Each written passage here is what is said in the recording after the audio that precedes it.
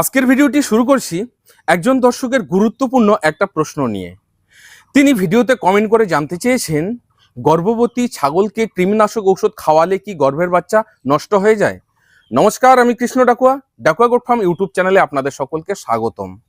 আজকে ওনার এই প্রশ্নটা নিয়ে এই ভিডিওটির মধ্যে আমি বিস্তারিতভাবে আলোচনা করব। যদি সম্পূর্ণ ভিডিওটি দেখার পর ভিডিওতে দেওয়া তথ্য ভালো লাগে, ভিডিওতে একটা লাইক করতে ভুলবেন না। সঙ্গে ভিডিওটিকে বেশি বেশি করে শেয়ার করে দিয়ে সবাইকে দেখার সুযোগ করে দেবেন। আর যে সকল দর্শক আমার চ্যানেলে নতুন, যদি ছাগল পালন এবং ছাগল পালন সম্বন্ধিত এই ধরনের গুরুত্বপূর্ণ ভিডিওগুলি দেখতে চান, চ্যানেলটিকে সাবস্ক্রাইব করে আমাদের সঙ্গে থাকুন। প্রথমেই ধন্যবাদ জানাই এত সুন্দর একটি প্রশ্ন করার জন্য, কারণ অনেক ছাগল খামারের মধ্যে একটা ভুল ধারণা রয়েছে, যেটা আজকের এই ভিডিওটির মধ্যে আমি সুন্দরভাবে বিশ্লেষণ করব। বন্ধুরা, আপনারা অনেকেই মনে করেন গর্ভবতী ছাগলকে কৃমিনাশক ঔষধ খাওয়ালেই গর্ভের বাচ্চা নষ্ট হয়ে যাবে, কিন্তু বাস্তব সেটা নয়। যদি সঠিক সময়, সঠিক ঔষধ এবং সঠিক পরিমাণ মেনে কৃমিনাশক প্রয়োগ করা হয়, সহজে কৃমিনাশক ঔষধের কারণে গর্ভের বাচ্চা নষ্ট হয়ে যায় না। বরং কিছু কিছু পরিস্থিতিতে ছাগল গর্ভবতী থাকাকালীন কৃমিনাশক প্রয়োগ না করলে গর্ভের বাচ্চা নষ্ট হয়ে যেতে পারে।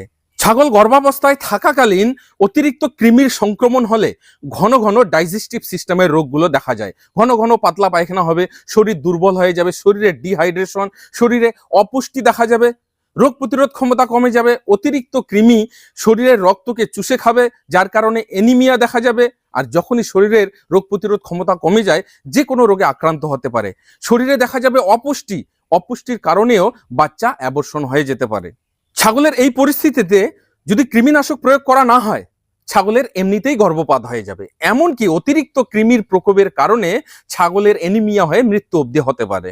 এবার অনেকেই আছেন, প্রশ্ন করতে পারেন, ওনার ছাগল গর্ভাবস্থায় থাকাকালীন কৃমিনাশক প্রয়োগ করা হয়েছিল, কিছুদিন পর ছাগলের গর্ভপাত হয়ে যায়, তাহলে এটা কিসের জন্য?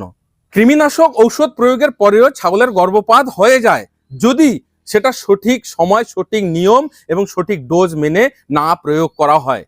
হয়তো আপনার ছাগল গর্ভাবস্থায় ছিল, যে সময় আপনি কৃমিনাশক দিয়েছেন সেটা তার সঠিক সময় ছিল না। হয়তো তাকে যে কৃমিনাশক ঔষধ দিয়েছেন সেটা প্রেগনেন্সি সেফ ছিল না। হয়তো যে মাত্রায় আপনি ঔষধ প্রয়োগ করেছেন সেটা ওভারডোজ হয়ে গেছিল। আবার কখনো কখনো এই ঘটনাগুলো কাকতালীয় হয়ে দাঁড়ায়। কিভাবে? ধরুন কোনো এক ব্যক্তির ছাগল গর্ভবতী আছে, সেই গর্ভবতী ছাগলকে কৃমিনাশক প্রয়োগ করলো, যে কৃমিনাশকটা প্রয়োগ করেছে সেটাও কিন্তু প্রেগনেন্সি সেফ, সঠিক নিয়ম, সঠিক সময়, সমস্ত কিছু ঠিকভাবে মেনে প্রয়োগ করেছে। তার কিছুদিন পরেই ছাগলের গর্ভপাত হয়ে গেল। এবার সেটা অন্য কোনো কারণে হতে পারে, হয়তো কোনো ব্যাকটেরিয়াল ইনফেকশন ছিল, হয়তো মায়ের শরীরে পুষ্টির অভাব ছিল, যে পুষ্টির যোগান দিতে পারেনি বাচ্চার, যার কারণে বাচ্চা অ্যাবর্শন হয়ে গেছে। হয়তো তার শরীরে হরমোনের ইমব্যালেন্স ছিল, যার কারণে বাচ্চা গর্ভ থেকে ঠেলে বেরিয়ে চলে এসছে। আর সেটা তখন দোষ হচ্ছে কৃমিনাশক ঔষধের ওপর। গর্ভবতী ছাগলকে কৃমিনাশক প্রয়োগ করার সঠিক সময় হচ্ছে গর্ভের 3 মাস পর থেকে।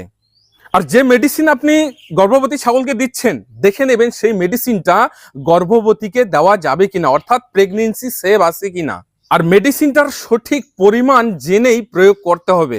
আর শরীরের পরিস্থিতি আগে দেখে নিতে হবে, যে ছাগলটাকে আপনি কৃমিনাশক প্রয়োগ করতেছেন তার শরীরের অবস্থা কেমন আছে। শরীরের অবস্থার উপর নির্ভর করেও কিন্তু মেডিসিন প্রয়োগ করতে হয়। যদি দেখেন আপনার ছাগলটি ঠিকঠাক খাওয়া দাওয়া করছে না, একদম রুগ্ন শুকনো হয়ে গেছে, অতিরিক্ত দুর্বল মনে হচ্ছে, শরীরে ডিহাইড্রেশন আছে, আগে সেইটাকে ঠিক করতে হবে, পরেই কৃমিনাশক প্রয়োগ করতে হবে। এবং কৃমিনাশক প্রয়োগের আগে কমসে কম 3 দিন লিভার টনিক কন্টিনিউ করবেন, এরপরেই কৃমিনাশক প্রয়োগ। কৃমিনাশক প্রয়োগের পরেও 7 থেকে 10 দিন লিভার টনিক কন্টিনিউ করবেন, সঙ্গে একটা মাল্টিভিটামিন দেবেন। যদি আপনারাও এই সমস্ত নিয়ম সঠিকভাবে মেনে আপনার গর্ভবতী ছাগলকে কৃমিনাশক প্রয়োগ করেন, তাহলে গর্ভপাত হবে না।